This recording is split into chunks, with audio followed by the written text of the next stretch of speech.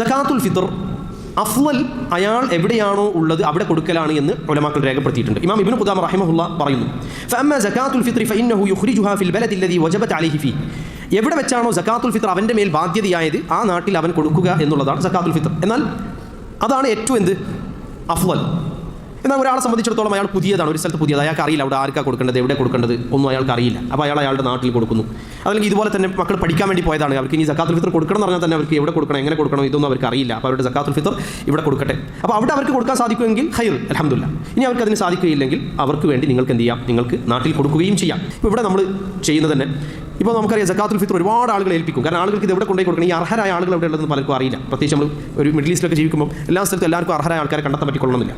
അപ്പോൾ ആളുകൾ എന്ത് ചെയ്യും, അവരുടെ സകാത്തുൽ ഫിത്ർ ഏൽപ്പിക്കും. ഓരോ പള്ളികളുള്ള സ്ഥലത്ത് ഓരോ സ്ഥലത്തും ആളുകൾ സകാത്തുൽ ഫിത്ർ ഏൽപ്പിക്കും.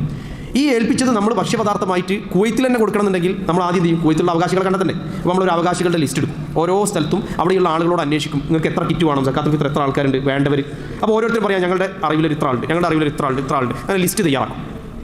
ഈ ലിസ്റ്റിന് പുറമുള്ള ഇവിടെ കൊടുക്കാൻ കഴിയില്ലല്ലോ, കാരണം ഇതാണ് വന്ന മാക്സിമം ലിസ്റ്റ്. ആ വന്ന് നമ്മളിവിടെ കൊടുക്കും. ബാക്കിയുള്ളത് എന്ത് ചെയ്യും, ബാക്കിയുള്ളത് അതിന് അവകാശപ്പെട്ട ആളുകൾക്ക് നമ്മൾ നാട്ടിൽ കോൺടാക്ട് ചെയ്തിട്ട് UP, ബീഹാർ, ഡൽഹി, നമ്മുടെ നാട്ടിൽ, തമിഴ്നാട്ടിൽ, അങ്ങനെ പല സ്ഥലങ്ങളിലായിട്ട് വളരെ അർഹരായ പാവപ്പെട്ട മുസ്ലിങ്ങൾ ജീവിക്കുന്ന സ്ഥലങ്ങൾ കണ്ടെത്തി അവിടെ കൊടുക്കുകയാണ് ചെയ്യുന്നത്. അതാണ് അതിൻ്റെ രീതി. വല്ലാഹു തആല അഅലം.